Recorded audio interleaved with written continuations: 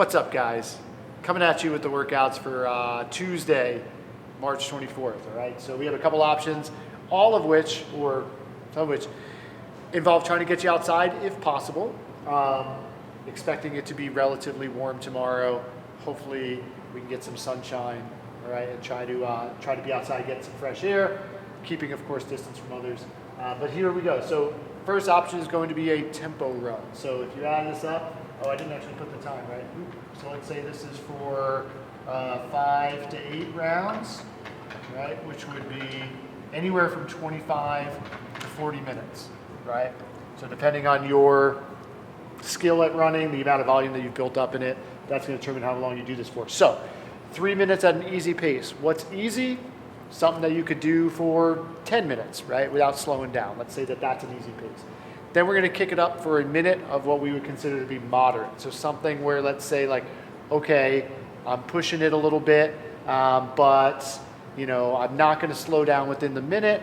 But as the minute creeps on, I'm starting to get a little more tired, right? I have to focus a little more.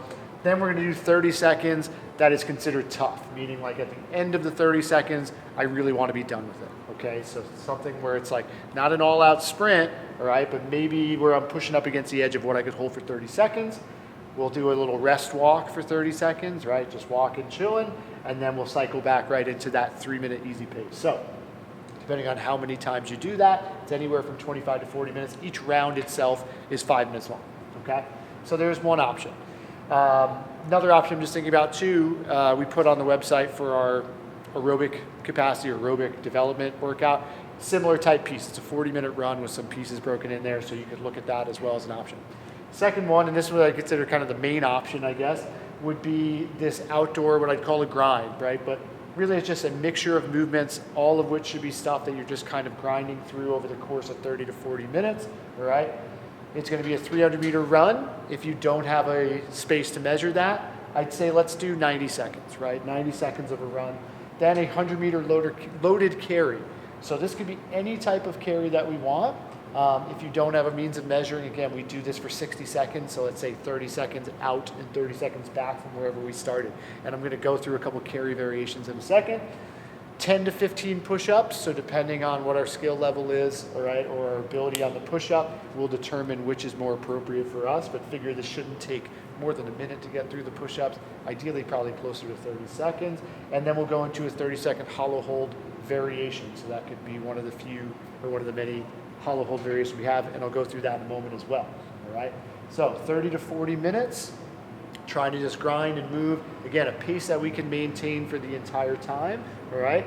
Last option that we'll give there, if you can't get outside or you're unable to, I'm gonna put some links for a couple at-home yoga flows that we like to look at, that we've reached out to some of our friends in the yoga community that have been able to say, okay, if you just have this amount of time, here's what you might wanna do. And then also optional, if you're able to, just getting outside for a walk, right, at some point. Maybe you have your kids with you, so you can't do all this running stuff with them, all right, but you could most likely take them for a walk, again, provided that you have an open space to do so. For the carries, okay, so depending on what you have, let's say you have a sandbag, great. Let's say you have some weight, all right, let's say you have 2 decently sized kettlebells or dumbbells. We can carry those in a farmer's carry, right? Say you have 2 kettlebells or dumbbells that are on maybe a lighter side or maybe a moderate side. Maybe we could hold them up in a front rack. So let's imagine I had 2 dumbbells here, right? And I'm carried here. The other thing for a lot of you folks that only have one implement, all right, or maybe you just prefer to do with one, is we could split this up where we do 30 seconds or half the distance on one side and 30 seconds on the other side. So let's say I have a heavy dumbbell or kettlebell. That could be either a suitcase walk, so I'm keeping my shoulders square and I'm just walking with this, okay? If it's, say, on the lighter side, or maybe I just prefer to switch it up, I can do that in a front rack carry, right? I'm gonna hold this up on the shoulder and just walk with that. Looks a little better with the kettlebell, same idea, right? Let's say I have maybe like 124 kilo kettlebell. I could hold it in this. I'll walk for 30 seconds or 50 meters with it racked on one side, then I'll switch, all right? Let's say what you have is light for you. We can go up overhead with the overhead carry, okay? And I'm trying to keep this pressed up to the ceiling or to the sky the whole time as I walk. Again, it'll be 30 seconds or half the distance on one side and then switch to the other.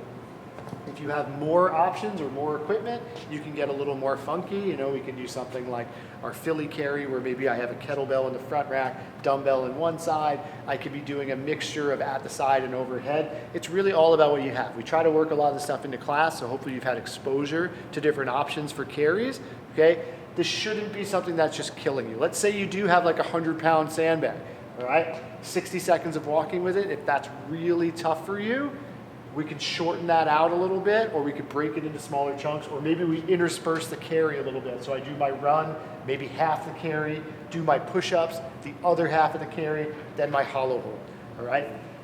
Again, of course, we're here for ideas, and we're here to help you navigate this, so just let us know. Last thing, I'll go over the hollow hold variations. So we're down on the floor, okay?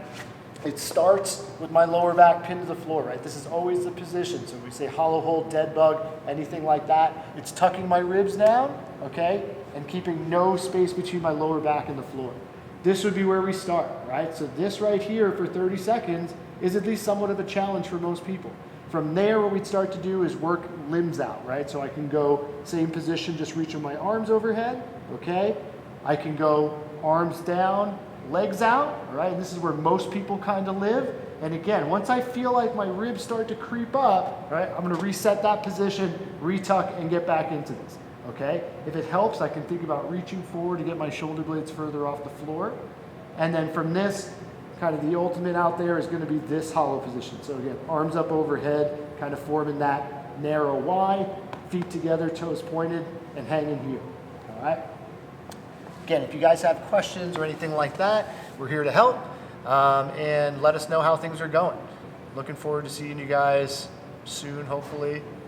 We miss you, and enjoy the workout. Have some fun today. We'll see you guys. You've been a naughty boy, Jake. I mean the camera that's here, because I'm here alone. Yes. Let me know when you're ready. Just move it. Ooh, cookies, yeah.